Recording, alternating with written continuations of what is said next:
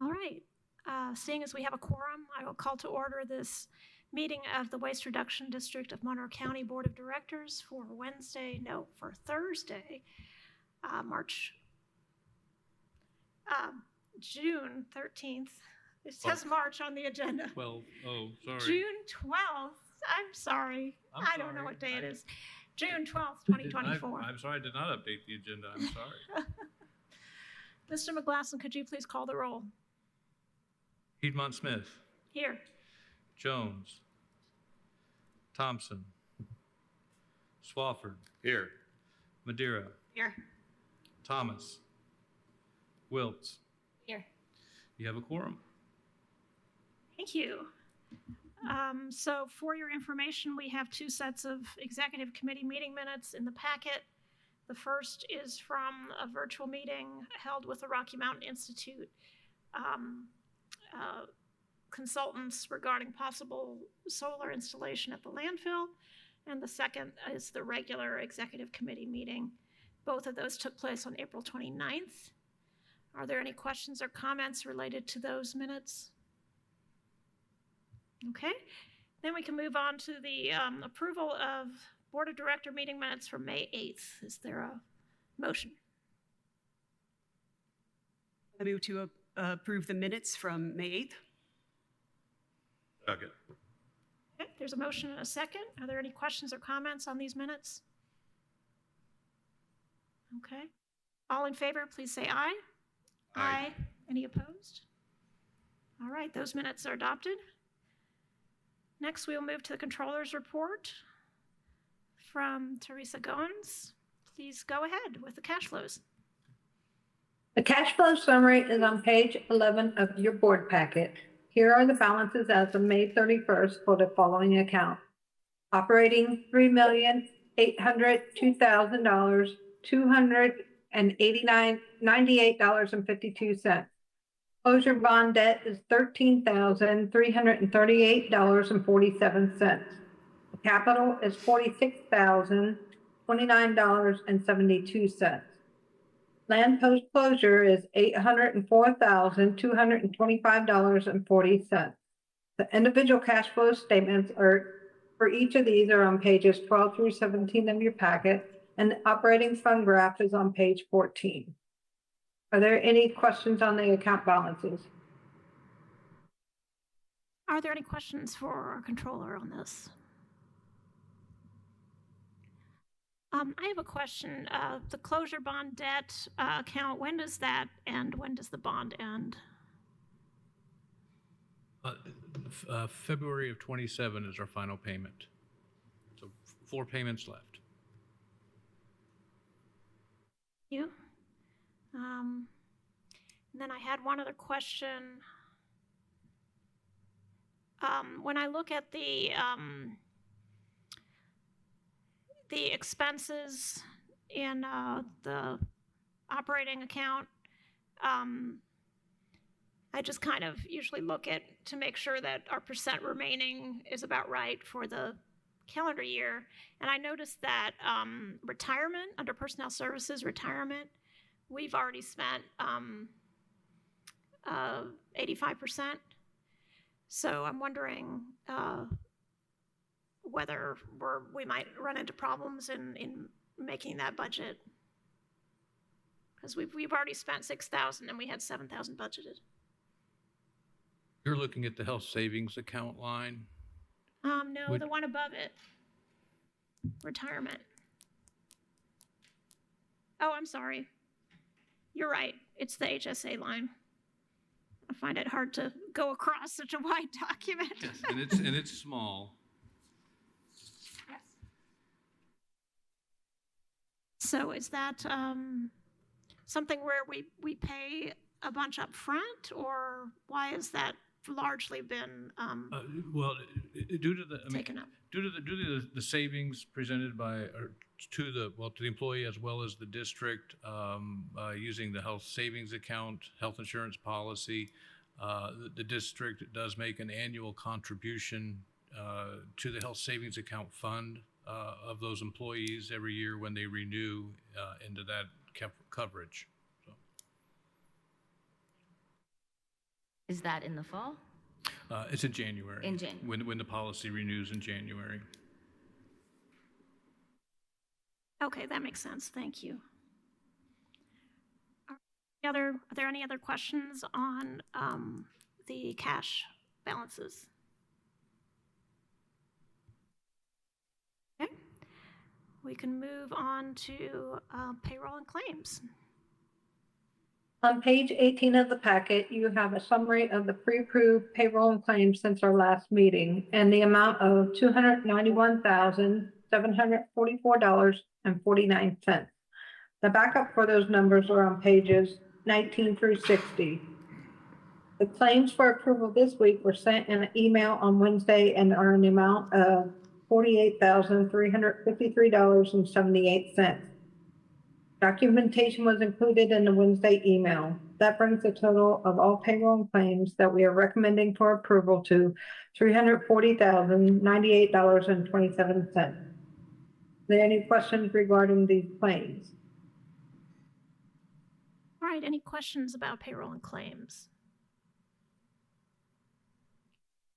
I have a question.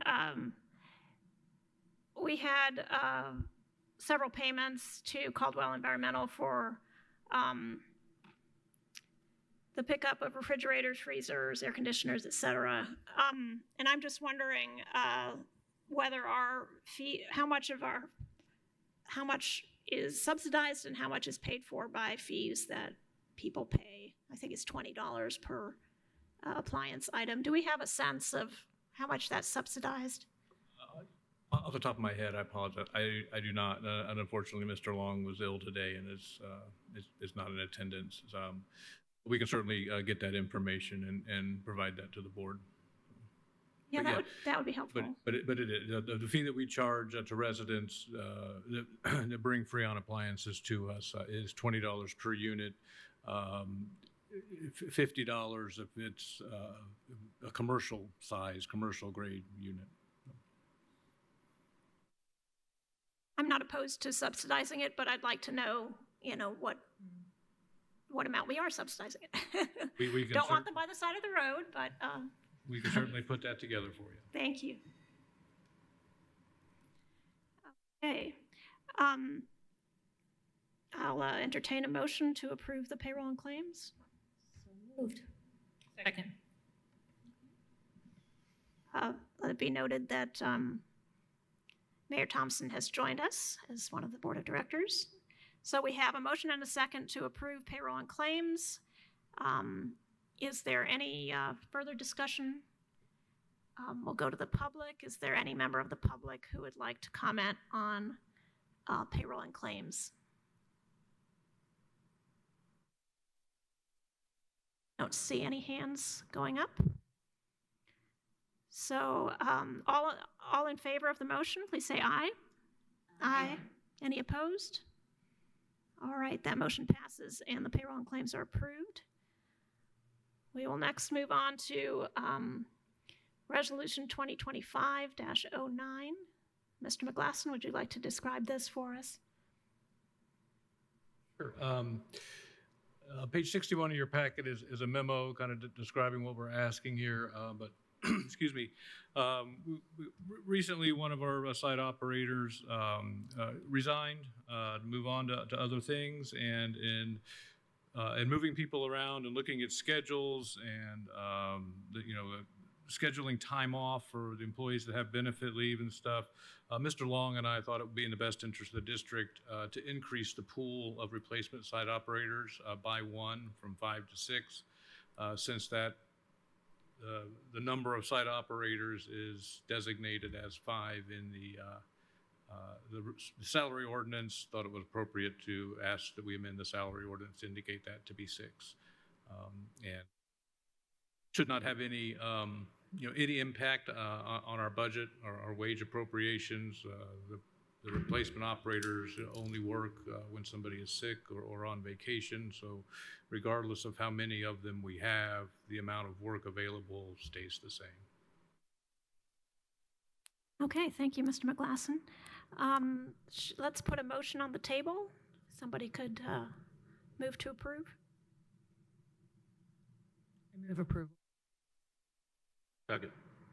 Okay, so that's a motion to approve Resolution 2025-09 to amend Resolution 2024-13, ordinance for fixing salaries for 2025. Any questions or comments from directors? Yes, Counselor Wiltz? Yeah, on page 1 of the resolution, it lists out all the different positions, and it looks like how many of those positions are included in the salary ordinance. Under the recycling stations, it says site operators 8, and then site operators backup 6. So all 6 of those positions are just for backup? Is that correct? They're on-call positions with no scheduled hours that are available to fill in when one of the regularly scheduled site operators is sick or on vacation or otherwise unable to work. And they're held by 6 entirely separate people from the 8 that are there Yes. regularly? Yeah. Fascinating. And like I said, Mr. Long and I looked at this, and we looked at the amount of benefit leave that the regular operators have available, how much time they have been scheduling and taking off, we have actually had to pay a little overtime to employees from the South Walnut facility to cover a couple of shifts this year because we did not have a relief operator. Do the backup site operators, does it operate similarly, trying to think, similar to maybe like a substitute teacher call list? Yeah. Okay. Yeah. Just trying to wrap my head around how things work. Thank you. Any other questions or comments on the Resolution 2025-09? Okay. Is there any member of the public who would like to speak to Resolution 2025-09?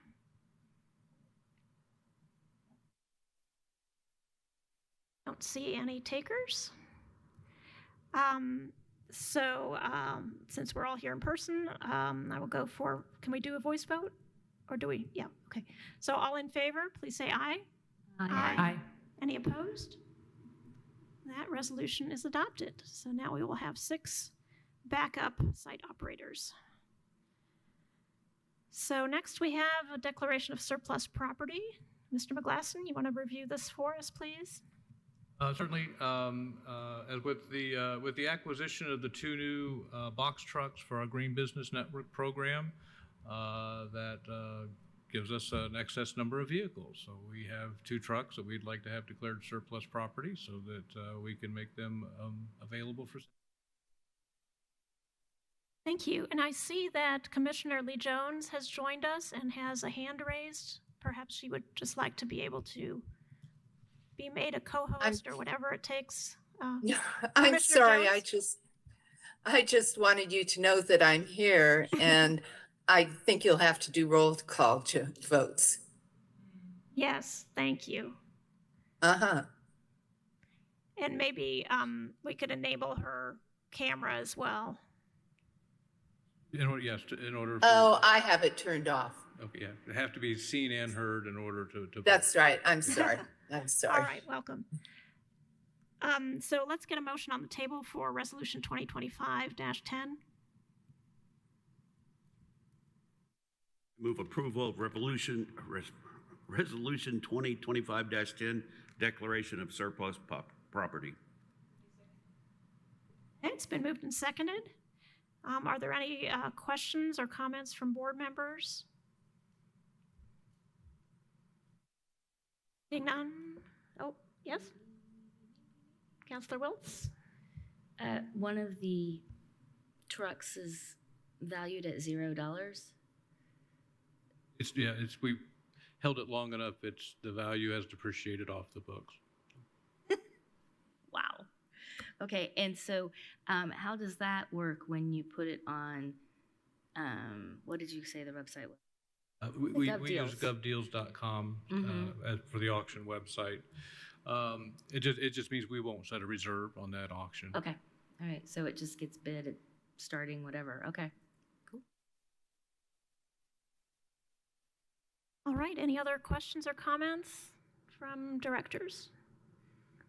let's go to the public. Is there anybody in the public who would like to comment on Resolution 2025-10? Whether online, you can raise your hand, or we have one person here in chambers, but he's not moving, so I don't think he has a comment. All right, seeing none. Mr. McGlasson, could you please call a roll call vote on Resolution 2025-10? Thompson, Yes. Joe, Yes. Piedmont Smith, Yes? Swafford, Yes. Madeira, Wiltz. Yes. Motion passes unanimously. All right, thank you. So we will get rid of those old trucks. Now we can move on to the matter of a continuing pilot program for composting, Resolution 2025-11. Mr. McGlasson, would you like to give us an introduction here? Certainly. This is actually something that was introduced at last month's meeting, but the board elected to table it because we did not have the memorandum of understanding in place with the city for their agreement to fund half of the project. That memorandum of understanding has now been agreed to. Obviously can't be signed off on until our board approves it. So the resolution is seeking approval of two agreements.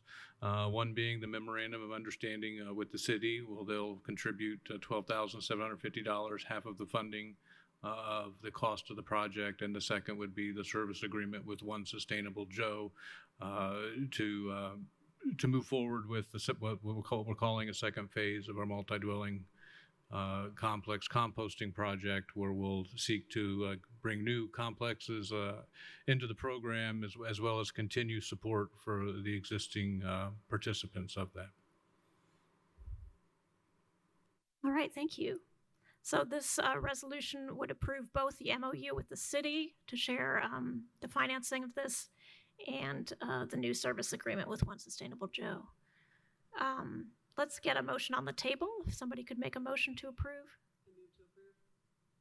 Second. Okay, so that's Resolution 2025-11. Approval of Memorandum of Understanding between Waste Reduction District and City of Bloomington, and approval of Collective Composting Program Phase 2 Service Agreement. Are there any questions from board members or comments? We have discussed this, as Mr. McGlasson said, we discussed this last month. So I do have a question, and it may be one that Mr. Winia from One Sustainable Joe will need to address. And that's that, so the original agreement was for $55,000, half paid by the city and half by the district. And this one is significantly smaller, so the total is $27,500. And yet it seems to me that we are hoping for up to 6 sites, which was the same breadth of the first phase. So I guess I'm wondering how the 6 sites could be attained with half the money. I mean, certainly there were startup costs, but Mr. Winia, would you mind speaking to that? Yes, absolutely. Joseph Winia here from One Sustainable Joe. Good observation. And yes, actually the startup of the program itself represented a significant cost that was incorporated in the first phase that will not be necessary for the second phase because all the materials and all of the program have been established. Also, the original estimate was more generous, having less information about what the actual costs would be. So the revised costs are accounting for the actual expenses incurred rather than an estimate of what they might be. So that's what made for that difference. Thank you. Are there any other questions for either Mr. Winia, Mr. McGlasson about this MOU and service agreement? I'll just make a comment that I'm really enthusiastic about this and grateful for your ability to keep costs down. I think you know, we're all quite aware that compostables are taking up far too much of our landfill space and causing gas outputs that we don't want. And so really appreciate your innovation here and hope this is the start of something even bigger. So I will follow up with a question. Also, since we are now in mid-June and the service agreement says that this should be concluded by the end of calendar year, is it feasible that if you had 6 interested sites that they could all be onboarded before then? I think it's possible. I think that would be tight, likely. But I guess I would also add that the design of this agreement, as compared to the previous, is that it's based more on a calendar year cycle so that it's easier to deal with the appropriation of funding, whereas the first phase extended over almost a 2-year period.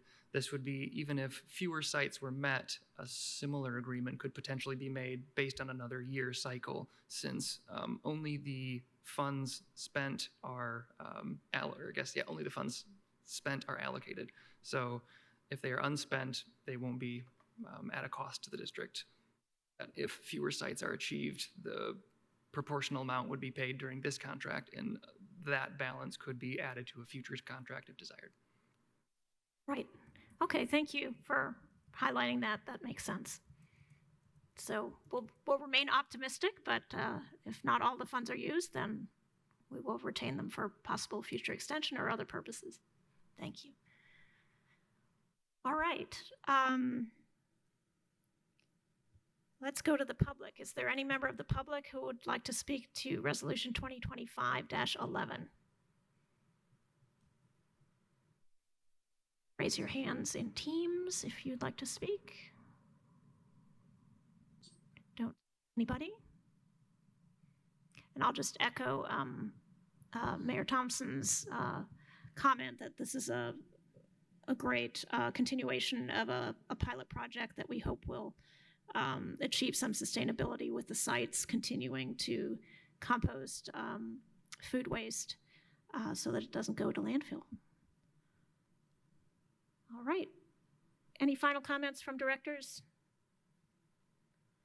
Mr. McGlasson, will you please call the roll on Resolution 2025-11?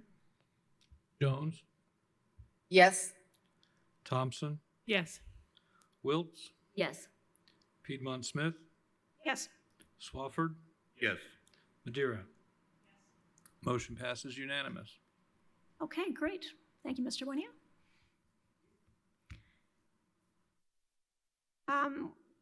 We can actually, well, we don't have a CAC report. I was going to say Mr. Wynia could stay at the microphone, but there is no report, I understand this time. So we'll move to department reports. A written report was not submitted for the packet. I don't know if Mr. Wynia had any verbal report that he wanted to make on behalf of the CAC or not. I do actually have a couple of verbal notes. I apologize. Oh, good. Okay. There isn't a printed report. Go ahead. We did actually have some activity over the last month. In particular, our booth at the city's farmer market was reserved, and our Vice Chair Matt Austin has already been there a couple of times with materials, promotional materials to represent the CAC. We also approved funding for signage so that we can have a better visual representation both for this particular booth and any other events where the CAC may be attending. And then lastly, we discussed and approved our 2026 CAC budget request, which you will soon see if you haven't already, but in short, it has the same values as our previous year with a couple of additional requests, one of which would be a continued amount for the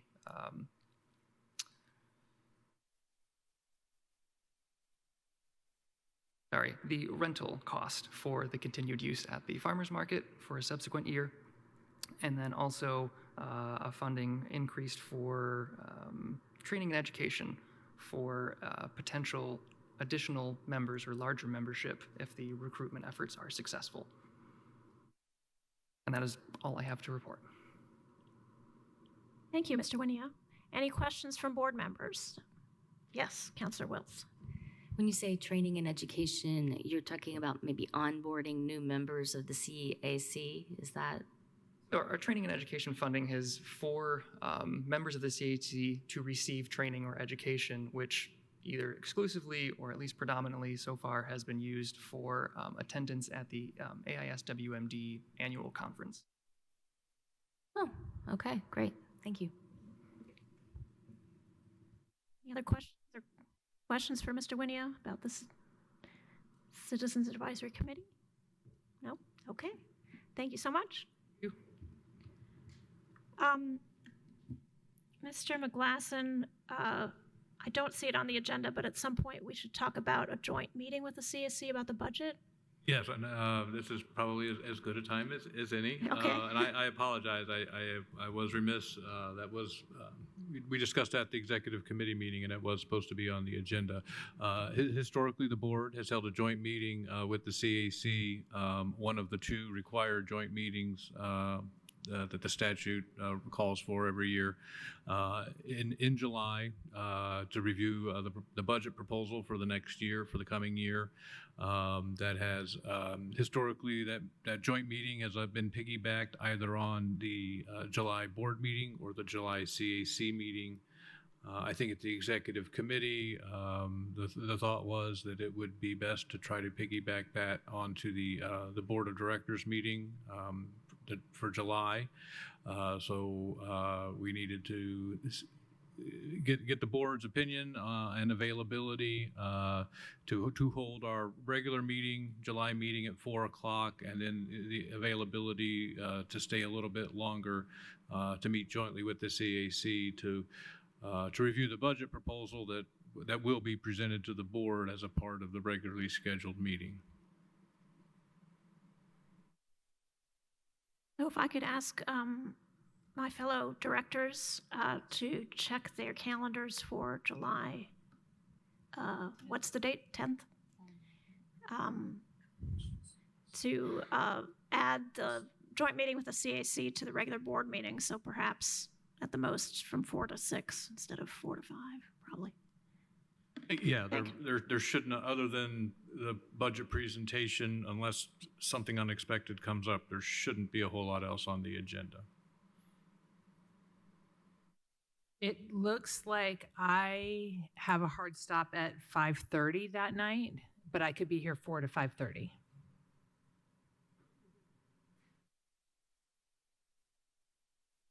The caveat to it all is that, you know, the statute requires the board and the CAC to meet jointly twice each calendar year.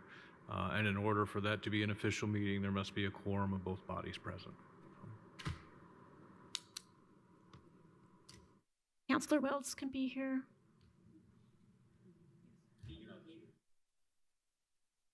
Oh, okay. So Mr. Swafford is not sure. I am not available that day. Oh. Okay. I believe at the executive committee meeting, Commissioner Thomas indicated she was available. Okay, so 1, 2. I'll be available. Commissioner Jones is available. Yes. So it looks like we would have a quorum at least until 5:30. And Talk fast. pardon me? We'll just talk fast. Try to be efficient. All right. Thank you all. And if Mr. Swafford, if you could get back to Tom I will. on that, I'd appreciate that. All right. Well, let's move to department reports and back to Mr. McGlasson. Hey. Well, first and foremost, as I think most everybody is aware, on June the 1st, we did switch our vendor for the management of our recyclables and our orange bags and our bulky items from Republic to Rumpke. By all accounts, the transition from one vendor to the other went very smoothly at all the facilities. So we're pleased with that, and certainly thank both Republic and Rumpke for working with us to make that as smooth a transition as possible. But the switch does also has opened some new avenues for us with regards to some recyclable materials that we can now accept. I would note that the first announcement that went out regarding coated cartons and what's in the memo, in my memo in the board packet, we did have a miscommunication with Rumpke. We can take wax coated cartons, the milk, juice, soup broth, things like that, but originally we had said they would go with cardboard. The Rumpke actually wants them with our mixed paper, so we can take those, but they need to go in with the mixed paper bin. Additionally, we can also take, larger quantities of produce sometimes come in a coated cardboard box. We can take those, and those will go with cardboard. So that's, but we're excited to be able to expand that offering to the residents, to the people that use our facilities.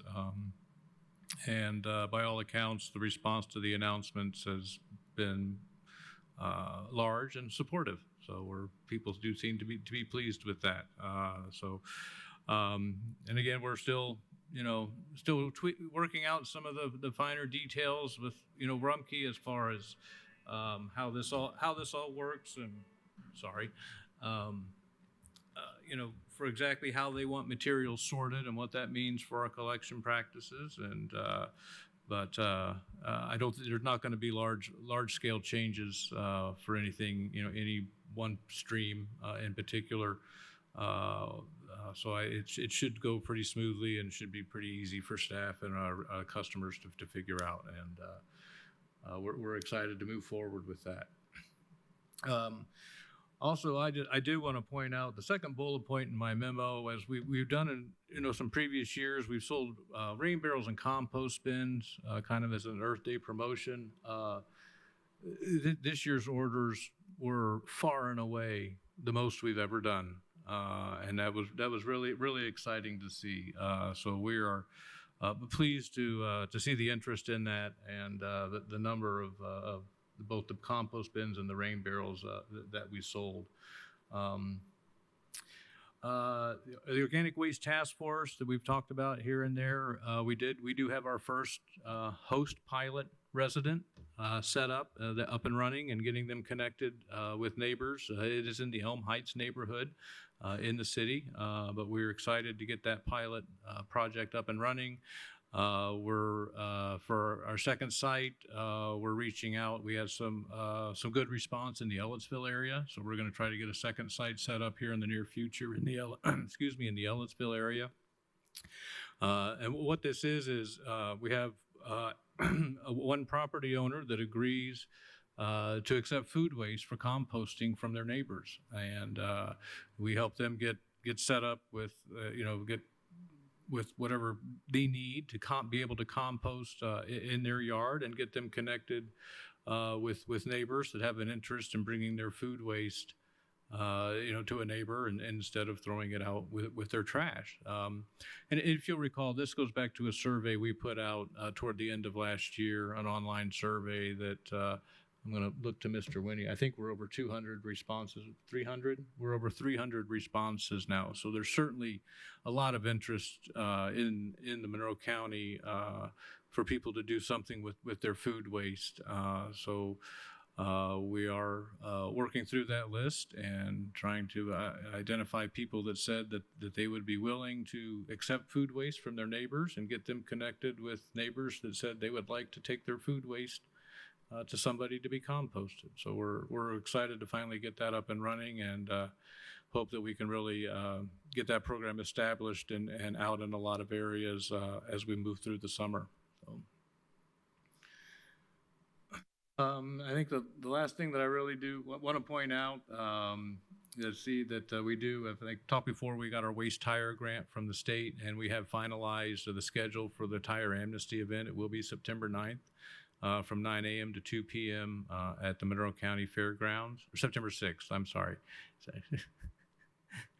I can tell when you're zeroing in because I said something different than you're reading. So September 6th, it's a Saturday at the Monroe County Fairgrounds. Thankful to the Fairgrounds and the Fair Board for being willing to partner with us and make that facility available.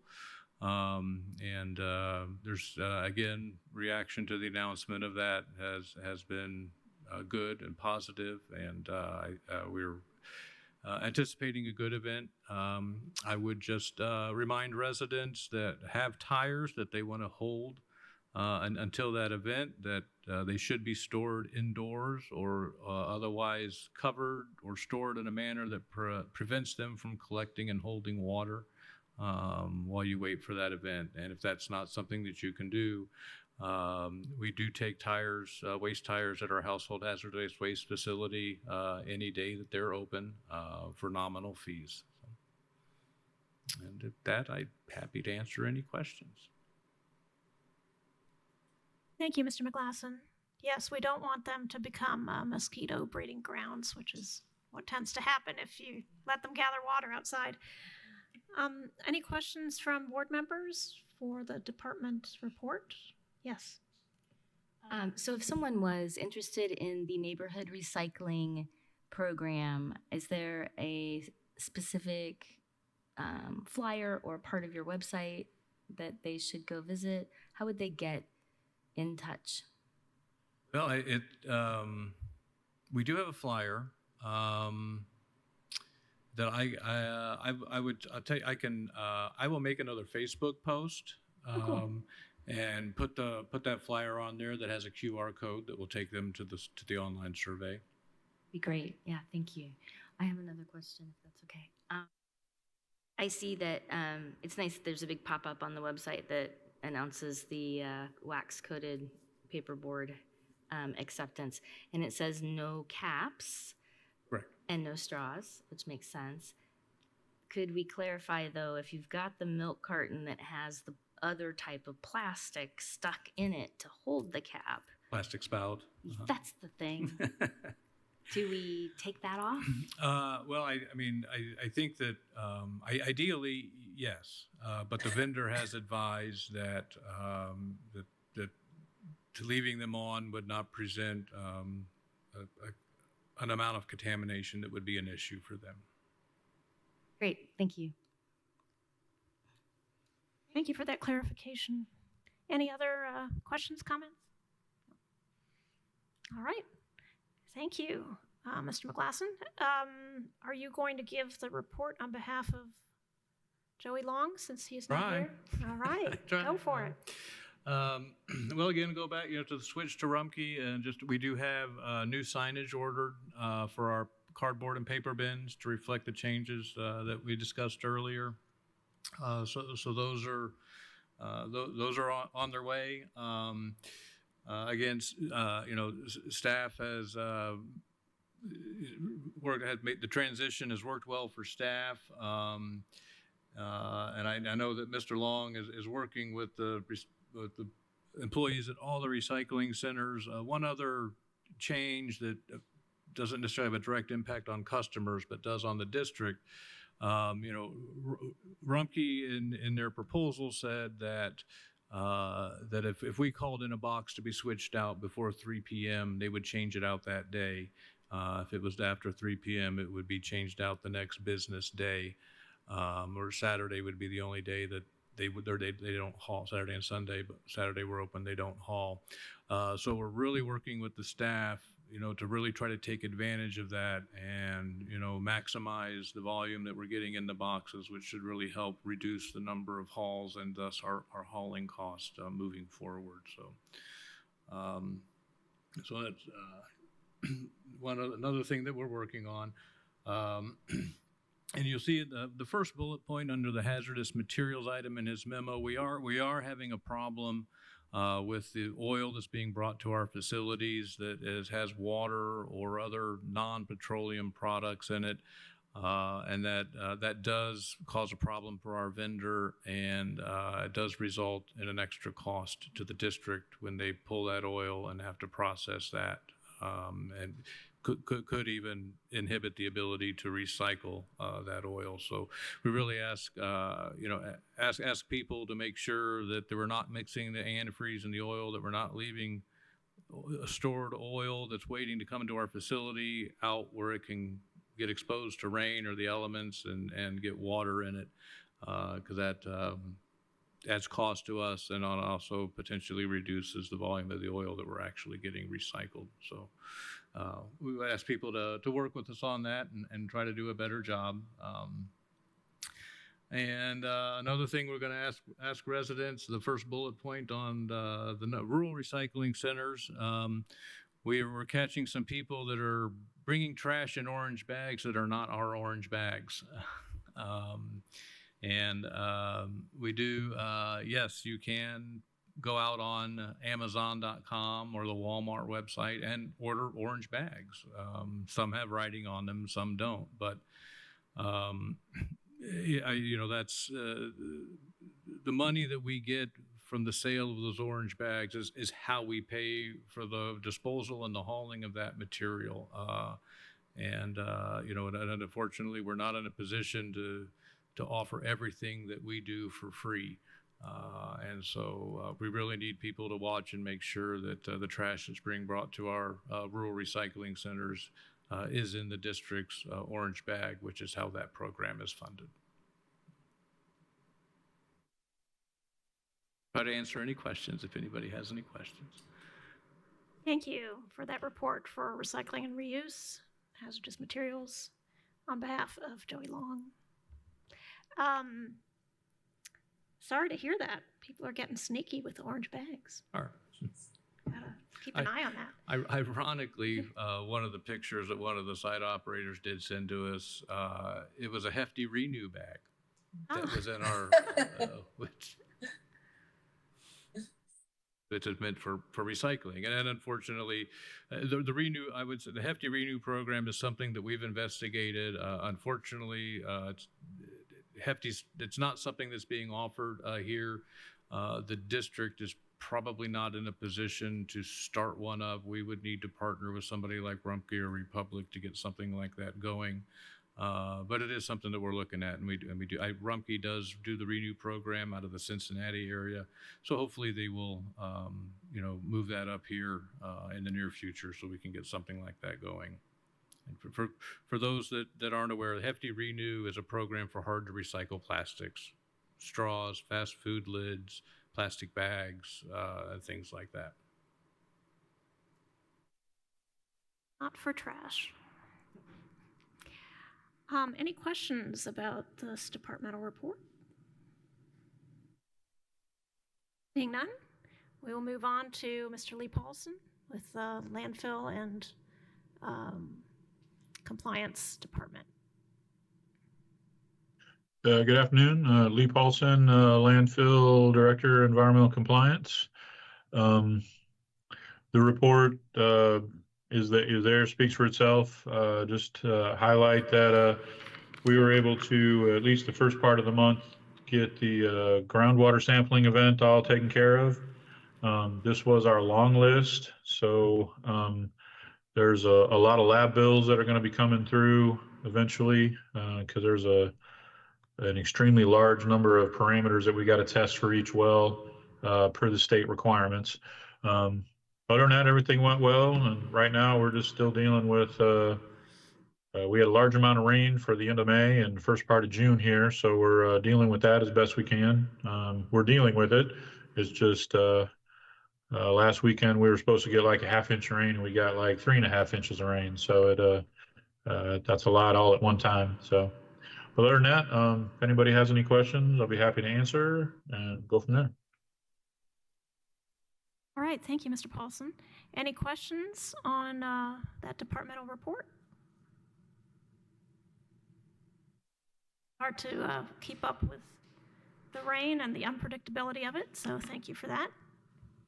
Mother Nature has a way. That's right. Yeah.